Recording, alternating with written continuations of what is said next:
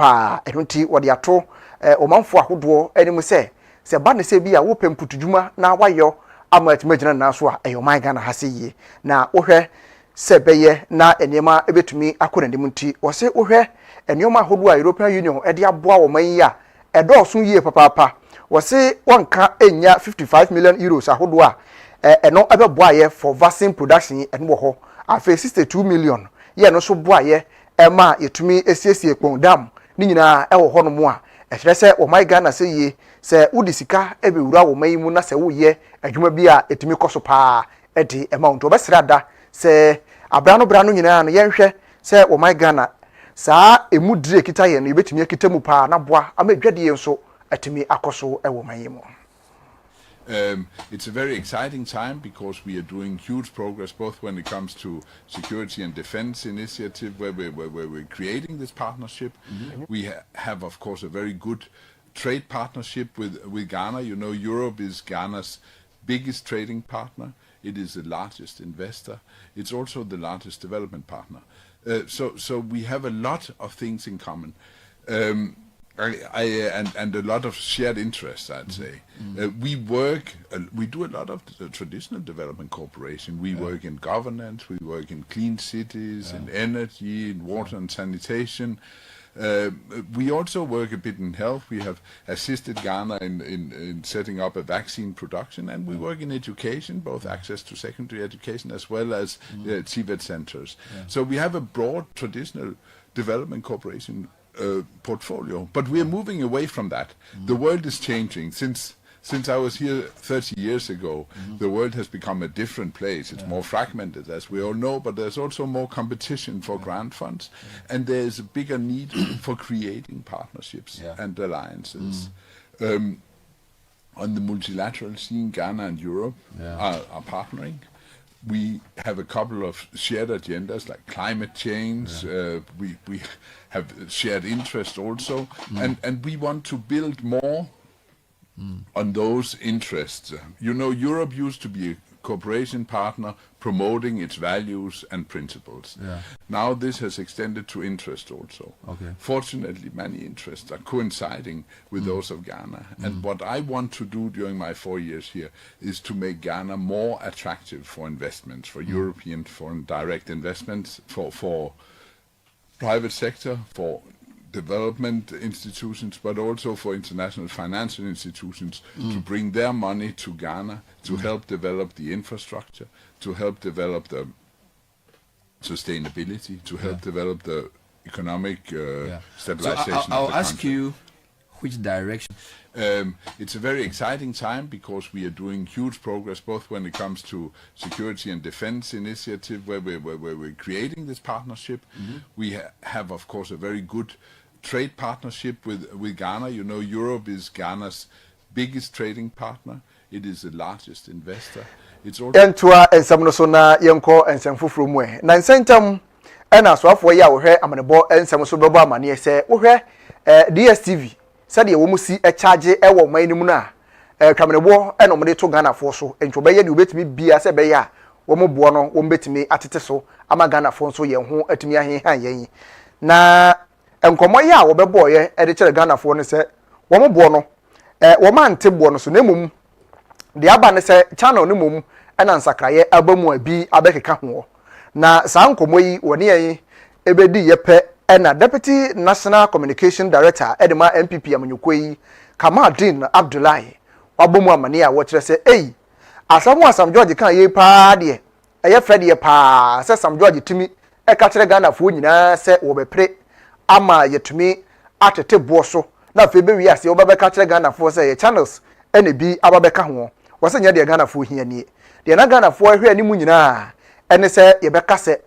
yayi sidi be se du e de free so anase bi a sidi no adue no yayi de free so eno ene ade na Ghana fo ahwe ani mu na se kofi ko no wagina kwanti ade a ene ene wonya ahwe sanse de waye channels ababeka ho se ede na ababeka ho de gina ena ejina wo mamane yi na wone yenwanum sentwofo bi edi nkomo ena wo kire se hwe wo hwe sa abageni ye course yi a bibaba bi ansa da ankosuom bibaba bi a ansa da ankosuom tade a owura Sam George ebe ye no wo hu ade foforo bi a Sam George asan abayede aka ho.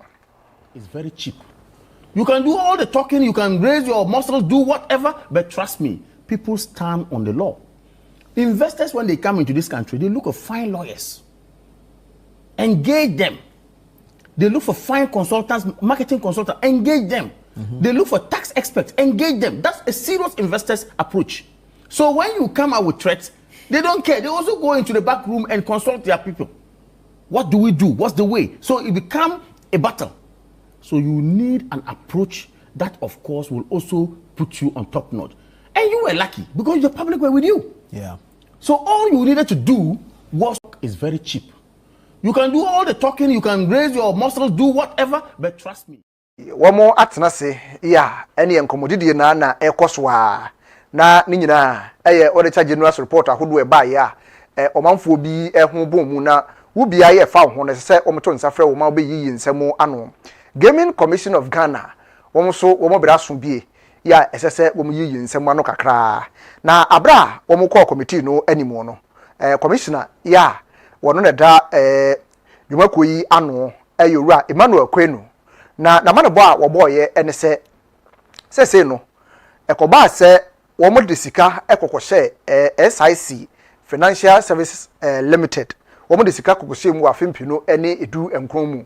na sa sika wo mo de kokoshe mu no se yi sa sika kwa bie yense da nhunu ne bobre se gina ho se gu yense da nhunu ne bobre papa bia sa sika yi eye Ghana cedi wo pepe enum achiri po ba 5.1 million Ghana cedis na no na public account committee wo mo bisa se sa sika yi eduye be den pa ene ensa atimi aka sa sika no eno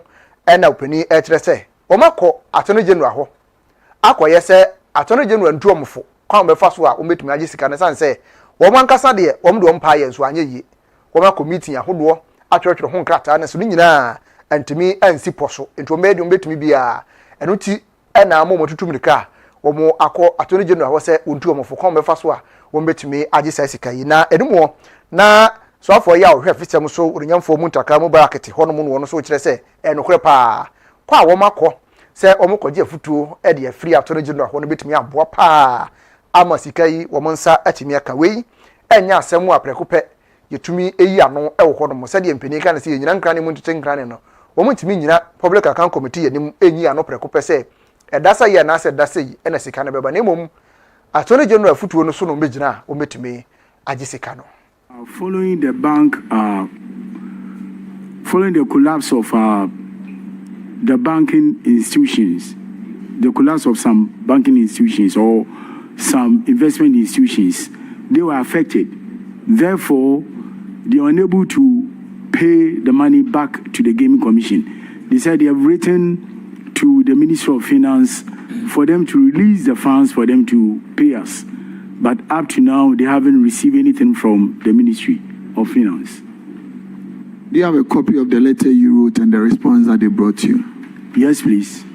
Has that been shown to the auditors? I've given it to the auditors. When? When they wrote to us during their final management meeting, I furnished them with all the letters that I've written to them, together with our meetings and other things that we've done with them. But do they acknowledge you having that investment with them? Yeah, they did. And acknowledge the balance of that figure? Yes, please. They did acknowledge that they owe the Gaming Commission, but that they are unable to pay. Auditors, do you have copies of these correspondence between the Gaming Commission and SIC-FSL? Yes, Honorable Chair, we have cited those correspondences. Madam Chair, can I say something here? I mean, I'm sure that the banking collapse and the challenges of it is not new to any of us. So, for me, yes, we must retrieve the money, but this is something that affected almost everybody, including many of us who are sitting around the table. So, auditors' insistence that the Gaming Commission should find the money is like saying the government must find money to pay everybody. So what I then did was I said, look, let's write to Attorney General to advise us based on this, what should we do? Which we have written. If the Attorney General says that we should go and seize the assets, at least we are lucky we have the police with us, so it will be easy to do. But because it's also a government institution, and as I know that many citizens of our country have suffered the fate of the collapse of the banks, and many have not received their money, it's a big issue that is you don't have a straight answer to it until those are resolved completely. For following the bank, following the Christian Health Association of Ghana, wamo eye dwumaku ahodo a wamo ehwe wamo a ewo ayresabia yensore edia no wamo ena ehwe so na nsentam wamo report a wamo de baaye ya wamo abu akonta ewo mu ne se na wamo hwe hospitals ahodo a yensore dia ne nyina mu no wombo mo homoden pa na abra wamo bu akonta no ewieye no na wamo a kesefo a edikan miensa no na Doma Hinkro Presbyterian Hospital na womoka ho bi asemi eba yi ene aye ne gisem pa Reverend Dr. Isaac Apia General Manager woda Doma Hinkro Presbyterian Hospital no ano na wakasa de abasobode ama na dwumefo ahodo a wo se ye se yebo abaso se ya eya na enye se bia eye hospital ho fe eye nkonya fe ana se bia anesefo ana dwumefo ye egum wodabi eya dwumaden ya wo mo ye e hospital ho no eno ene masa abasobode efefe yi etumi eba eno nti we aba no e wo se kanya mo na ehye omunkuran na omutimi ye adwuma no de echen so sakura se de be ya wo kena bi se nkuntabuo asan eba bi mu a na Doma Hinkro Presbyterian Hospital ye be san abomudin bi mu international standard ya assess health facility biana Christian Health Association of Ghana assigned it to that contract. Into Mobe assess Doma Hospital. Any Christopher Resabia Ghana Hina. Mekama Doma Mayati say Yempai Buntino. Omuya assessment no ye ka the best rare Presbyterian Hospital Doma Hinkro. Ye ka the best rare no bi. Na eye ni kasem. Doesn't mean say ye ka hospital far. It doesn't mean say a cat hospital what doctors are. It also means an assessment, no, a share near menina, a share structures, a share washroom, a share sikasem, a share administrative works, a share medication, drugs availability, a share compound, a share yene ayare for no and saudi, a share say, ubi hoyen a lab, much rem. I will say, if say, more money, much rather than say your own family. A share in Protodoa, yet the Mao. Any say antibiotics in Ruby Yama Dodo. A shaming in a baby, a waste disposal, baby, a more keep mobibia, a shabby bia. No more shabby bia in a real. Nasa Ghana, hey, Christopher Resabia. I enumerate Christopher Resabia, Kukudama Cassiapa. Na Doma Hospital, ye ka the first rare. Na ye position the menka, but ye ka the first rare. Na ye ka hubidia. Na tre say, ye fast da meurade. The Obeka say your hospital no enye bia ye kontumpuni. We are one of the best. And we international assessment, I want to Korea see baby. Ye bedia to many customers for assessment we have received care. Newly posted teachers. Wei eye eku a womo ya kyerɛkyerɛfo nkuma ya fe kura ɛna ya posi womo ɛwɔ meame ahodo a womo kɔ akɔkɔkyerɛ de na womo kyerɛ sɛ womo ya adwuma bosom dumiensa nie akatu ya mba kyerɛ aso no mguso kyerɛ de kɔ manim ɛnom si dabi sɛ de nneɛma sitie no penisi ye yuti no ankasa ho ahwe a ne ayi bɔne ɛnum te bo sɛ womo kasa ho paa ɛne nam so ama womo te ho agumonte so ɛnɛ ayɛ ne sɛ wombe pusu wom ho kakra ma baye hunu se wom so wom ho bi wom atwetwo enkrata ahodo keteketa wom alikuja bobo muti atese mu se wom de petition kwa koma aban no se wonye na wonkai wom se wom so wom ho bi san se bosomi dumie nsapa ni de anu odene papa se ya se adaje ya se sika de wakosuku be wi ase na fe wo so baye adwuma behwe ye bia na setere ya efie ana ekoso ahwe wade anu odene pa ɛno nti wɔn pusu wɔn ho kakra ama banyi ate wɔn nka abra wɔn de petition ekodu abankɛseɛ mu no presidential staffer oyamfo Bridget Otu wɔn energy ya wɔhyɛ wɔn bɔ sɛ ne nsa kan nko adeɛ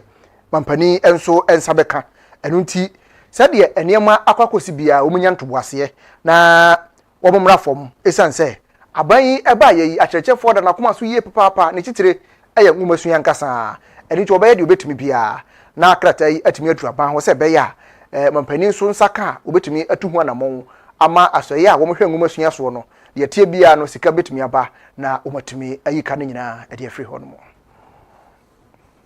made very clear is the fact that they have faith in the president. And I think that is very important,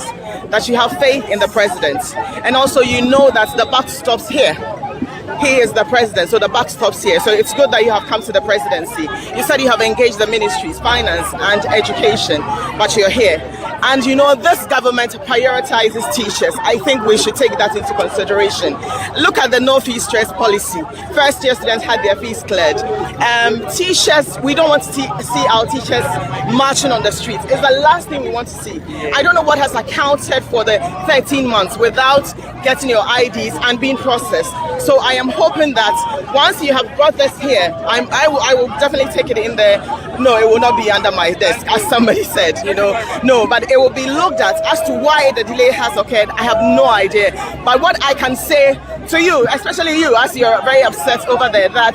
it will be looked at, and hopefully, like you said, whether it's October or November, this will be treated urgently, because we don't want to see our teachers on the street, because we need you in the classroom to teach our kids. So thank you all so much for coming. We don't have transport. We need transport. Yes. We need transport. Yes. We need transport. We need transport to go. We need transport. Thank you. We need transport to go to our area. We need transport. From here to Mono. And yes, I am going. Yes. Okay. You can. Okay. We need transport. And he prioritizes teachers. You cannot. I mean, they are going to scrap teacher licensure exams, right? All of that. So it means that education is a priority to the government. Yes. So I'm begging you. So have faith. Continue to have faith in the president, and it will be done. Made it very clear. Yeko Asante Achim Central Mansin no emu. Na abankachi ya woho yirumunyamfo Ebenezer Eko Edu. Na openi ayese sebeye na mansini no ebetumi afa ne ntoma pa efranchi de obey ne so obeboa pa ama mansini no atumi agira naso na wahwe enwuma ahodo a abandada no abreso wo mo ehyase no wonhwe emani nyina enkawuram obeboa se be ya obetumi apagya ne nyina agira naso na ama mansini no mpuntuo atumi akona ne mu yie papa eno nti wabo apro ahodo no a ahwe se be ya obetumi aboa amasa ne nyina atumi akoso no achi wono so de a wo ye de aboa mansini no nchecheriye ni nyina da waka bomu ya wo ye de aboa bie na abradwumadi no ekoso no na mansini no jentene de ma NDC amanyeko no wono so ejiramu bia wono so ejebre edensemtrofo ebonkomo ye buy no nearly 5 months na year kwi by the two legacy project bebre akobako 24 ya takri ni nyina this month ending ye bewi na ya so ya sen start chip compound ye chip compound miensa afi ye chip compound miensa December ye be commission miensa eni nyina na ye two borehole so ye 28 borehole afoforo ne adada ni nyina ye overhead tank ni nyina boma 28 nti na ye kwa round ye me kohwe se contractors no site MC Fresh Chairman 24 Asante Achim Central pese me ko expect me project amajo awa Asante Achim Central tibana bebo machidom ne assembly fo nyina na yankohwe ampa ye start ye no project ni bo ha in fact no kreni menka assembly no ho de but ajemin se what the compare previous government yewura yakwa chetena so na wo hwe papai oba ye 1 year mbai de Seboho chief company say just say akwan de em say ya mfa mbom de but ya nkoni na nanso de kakra na ko any bridges waye ewo krom ha no in fact ye buy no Azama yenyina Asante Achim Central enkomo yiso na fe ye na ye ho kase mu ye ba sese ye ba ye do beko amanfo mpotem mo ehawo eho ebasisia.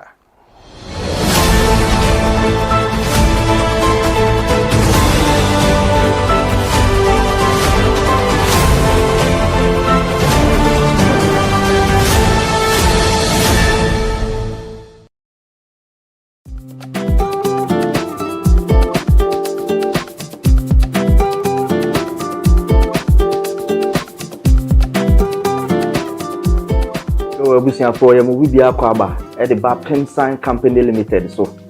edmaku a wo Ghana ha wakofa eduro nwanwaso e de abadwa so a eduro no eye nwanwade akese eduro ni din ne Semens Vital Herbal Mixture and Capsule eduro na ne mra na de agan no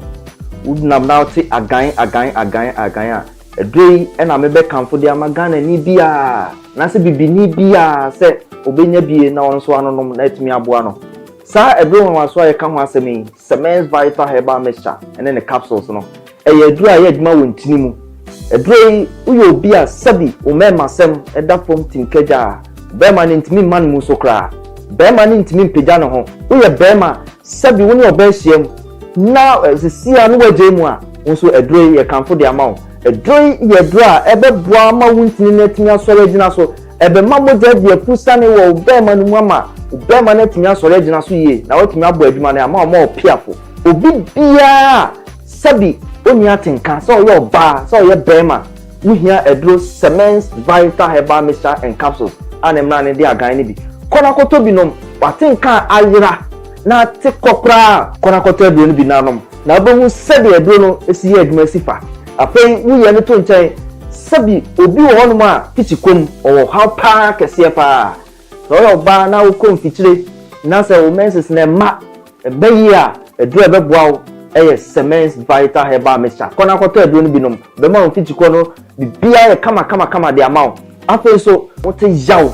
o fichiko mu a eduro ebeboa eye Semens Vital Herbal Mixture and Capsule afei so obi won ma sabi wa koja ne nan no na moja di akire we oba na otisa de bia hu moja no tiemiye pa se moja no ye gon bright red we no ka se bright red a en na se do betima bo ma moja ni nyina to atwa e de ama okra afei so obi so a sabi ne to ase twetwe no we ni kan se sciatica wo sciatica eduro betima bo ama yaw ne twetwe na wo ni nyina etimi ati akokra no e ye agan Semens Vital Herbal Mixture and Capsules eduro no eye adwuma wontini mu na enuane no bi eduro we mu a eboa pa ye friend nitric oxide say nitric oxide no wunya eba oni padua ma enti bi emu asi enti na aka tare ba bebiem ba be hu ntini ama ntini metuna da wo modi atime de apusane usisi ena ya ye neurotransmitters a sonifri adwen no ho ena eba eno na se obi te jawa na se pains bi mu a na sa neurotransmitter no etimi aba beboa ama pain na se yaw no etimi akofom edrei ewo nyane no bi wo mu a etimi release neurotransmitter ye fe no endorphin na sa endorphin ne ba se usisi ena yaw jaw na wote no ewo usisi mu no edrei eba be stop ni nyina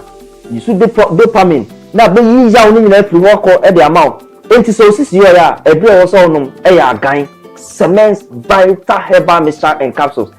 edure age award yenim de ye ka ho asem no 2022 best waist pain product of the year 2023 edure age award e fa sisi ya de ho 2024 ye sa hwani mu sa fie di anyum nyina so ye be sa age award no wo ye bema na wo pese unyina so no gina so peme wabla obenu maduro no sima kakra bi achi a fe number no e screen ase no o fe number na ye be no be kasa kama ni ato sedi obesi anu maduro no na emi na timi aboa ama bibia e kama ma o afa su ba bia be nya bia to no ye di screen so na emom ti ni ye pa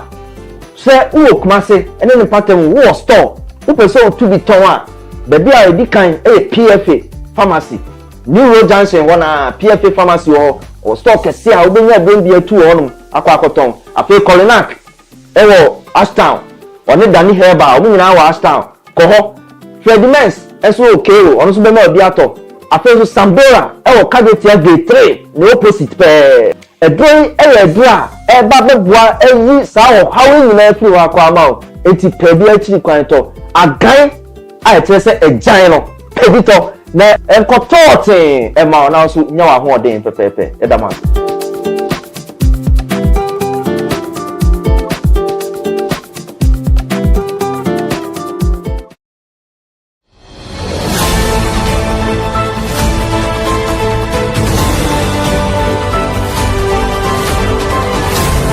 Alice ma ye na wasi aba yere kase no ekọ omanfo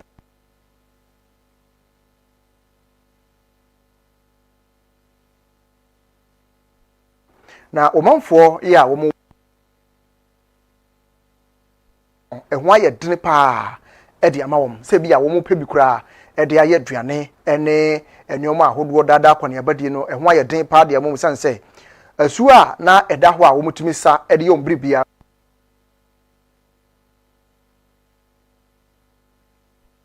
anmanum ye wo mmra mu na se pipe mpa wo mutumi mmra me ye bi ma wo mpo se nya pipe kura na se bia galamse fu no ma be pampam wo mu de wo mafiri mpotam ho a wo me ne sa mfa mo se be ya wo mu nsuo no ani betumi ate na esupan so wo manya bia no mo e wo mpotam ho no mo ya no na me ya no me di enya bi se siara ya pipe so ase pipe no so wa okwa na obaye ni na ayesu mu so a ne so nanyi poto da mara enya nsu di ya di mpo e bo na fi ada ediba no ho nti kire kwato adu na fi di twa nsu ansa na di bia tuma ya de ne num mpo onye ye sinu ma ayen yentum fa ya de bia esadi su ha ti da pure water ne da ye bibia wo ko ya yetimi mu nti ama sisa yentum no nsu ne yentum fa ya hwe ye says why dey ya de da mala because yen nsu bia fa ya de nti ona na ye de ya de da mala nso ma ayen nsu bia ben ya ebesa e da ya de nti ona na ye sa na me ebonum de ti da ye to pure water ansa na ye tuma no nsu yensu ne de no me aye de yankasa di enom ye to pure water na ye de ye ya de egwalun po bogwala na ye de me ankasa so bayen ne ona na ye dugal fuso enyim na mfi wadwen ye ho na wo bran yensu ne fa fi no po bodugurumbo o pere osusu notun nse se ye brembo ya bre ka bi an popon mo gba yen ho pipe ya aya pure water na ya no fa ya ba nso ne de ye bre nso pa because se bonum nso pa se ikoto pure water pipe mba na nso no po even po yes na ye de ye anu po because of road construction in time nso ne yimi na onum po still am po to me use nti won bo na pipe no obe yo bi ebe nya so won bo na ni ye no na me ya no me di enya bi se siara ya pipe so ase Ewramu ewo ahafomantam no emu adobafo ya wo mutwi asan e de free go so eba kumase asante bantam mu kire se ye yakwanbone pa wo mandam so de anu de dodo eyi hane akwan wo mandam so wo kwa baani na obesesa tai wo kwa baani na o ka no fort aba ho a wo kwa akoye ya na e ha dwene dodo ebi kura kire se wo mandam akwan no so a ene ka yibe pusupusu wa enu se obekwa kodu ba bia wo kọ na wo mfe nyina tutu eyesa na wo mo bre pa ene ti wo mo sira da se contractor na wo ye kwan na Yakufidjob wo do ka se wo mo ntimi nhunu se ne pa na ha na sa kwan wo ntimi nwie ye ene ti wo mo de adesere de to aban ye nim se de obetumi aye bia wonye na wo mpampam contractor ine wo ntimi ma ye kwan na mfama wo msan se wo mo bre pa e wo mpotem ho no mo from goes to Sinai kwan nam ne se de enye kra meka se se eya na meboa from hwidiem eko pem tepa ekwan na nyenyenye insuo to a boy ewiabo a boy kai ke bia oboko so obetan mu a de bi oboko be bia milk bia na so maintenance okofitem peye maintenance wapa amembu a budget mbu a wo me pai o tai se spend ebu amane nko a obeko baba week no obeko maintenance no se kenyi na asa otie me kasa akwa anya obi na beka ama agent bebility ale me gina wo ya ma mtie me ya oko ya le ya se na future be saba na asa attack ye nyina no fed bibili wo ma yenya ama ya ka na pom de nkra from me ka isiwe mo no enso eni na no na nsa mfuturo be se ne sesi ai enya pe mfuturo kwan ntokuro ha ti ka no oti ma se wo so weni fa se wo obi kra wonye mo fofora wo bedu na che se ni se no ase ti yesre Ghana ban se obekwa ya muwa no waye ya nkwan na mayen ekwan yegu pen na kofijo bu aye no betutu nkwan no nso betutu kra de ko ase nse kra de ka kwan nso to kra ka ntimi ye de anko chese kwan so otoro ukwa ka na be yi wato atwene kwa ntu na se wonko tesa so na ma kwantifo so aka baby aka ntimi ma isi ya auto spare parts issue because ntimi battery this aka na sini mani nyana asei enti kakaka muso maka ni se yesra ban no ontwe na ni ma mehwe go so tu bechem kwan no na enya amna sade da one side nyame apata woni ka bikra boza akura timi ya de betimi atiato amna ni mu to de aban ya de se de ne se no ma wo se ko bi obi so di fidie na ba begu kwan no so fidie begu oda da fidie yenye nti aban wo de yesra wa twoni na ba go so kwan no e maye de enye kura tutu ti se nsuo ni to a ye ne ma kura ko fa de mu oduru a omo mpesa da wa fo ne mpese omo be fa ne ma no na the same time pesi a mfuturo no so doso eno so so ma yare yesre Ghana ma mpanyini se kwan ne de ontwa na from boss to sunyan kwan nam ne se de enye kura azande kase no eko amahudo so ensem emu Afghanistan mano na nsentam arahosam a abowo mu ene se wo network pa wo mutimi de ye course ne internet ahodo a wo de ye adwuma okuru ni mu de sese yi ateatom tintontan wo nsanka biem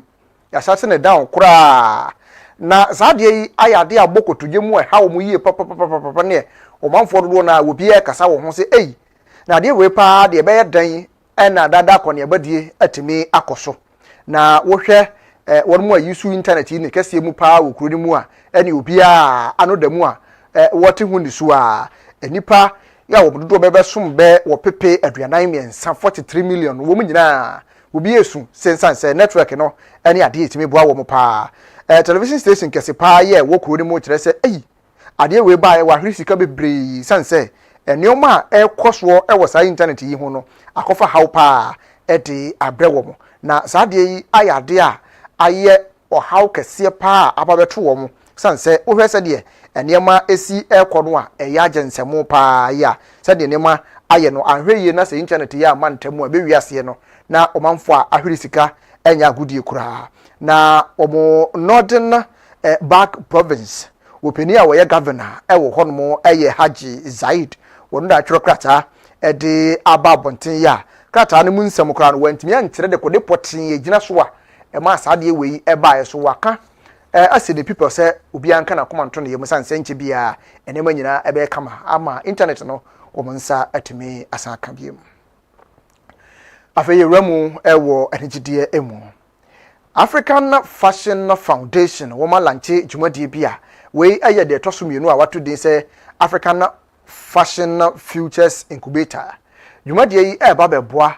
ewo sebeya yebetimi aboa ewo enioma ahodo a ye pempamo yi ye ka ne se fashion yi ebetumi aboa ama agina na so pa na se ebeboa nso a na eboa ama abibirem ha se ye edwadie atumi atumpon akonanim pa na sa adwumadie yi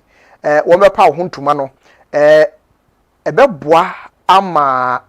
dwumadi ahodo a omo bedie ewo dwadie mu no ebeda wo sikasem ho adwenfa adi afi ebema afutuo ewo dwadie mu na afi nso kwan a obefa so a wode enioma ahodo beko obi ma so akotonton ni nyina atumi aboa na atete omanfo enso so amamre ene amane emu dwumade eyade ebeboa papa na ebeto nsa ede afre num ede afri abibirem ha se ya wo nyina obia eba betre de otumi eye obekyese bi ebekoso October bosom ya yebesim ye yi ebi nso ebekoso afia yebesim afimpino ene edunsia mu aduno ensia bi ebekoso wo mu a ebetimi aboa na kofa ya woda dwumako ya no eyowura Robert Anan wa kire se dwumade ebeboa pa ama aboa se be ya edwadie ebetimi akonanim na enioma ahodo nso ebeboa amansa hwadwumade no so atumpon no nyina ebetumi aye ama o my Ghana ena afia bibirem ha nyina nso ye nyina timi afanto pa afra Abshabejna sansemi so na kase de besom na nwumre ye de nyina e de asiaseda enkoma hola sevia heba center fe aseda bi Eden Hills Residential Services Sanagad airport nwumre yi wo mansa kan bi beboa wo amwatumi apose so pa na adumukan bia so atumi afiri ho no mo e de ama go sem travel and talk ho bi ya wo boy bana kontusem wo behwe aboa wo ama ni nyina aye wano e de ama onwuma koyi ene ahofro bi adawroma ena nwumre yi one boy yasene eso yimu a yede ensami ebabesmaseda enko enfama production team afi MCR na camera munyina aseda bi enko emfa emama mahene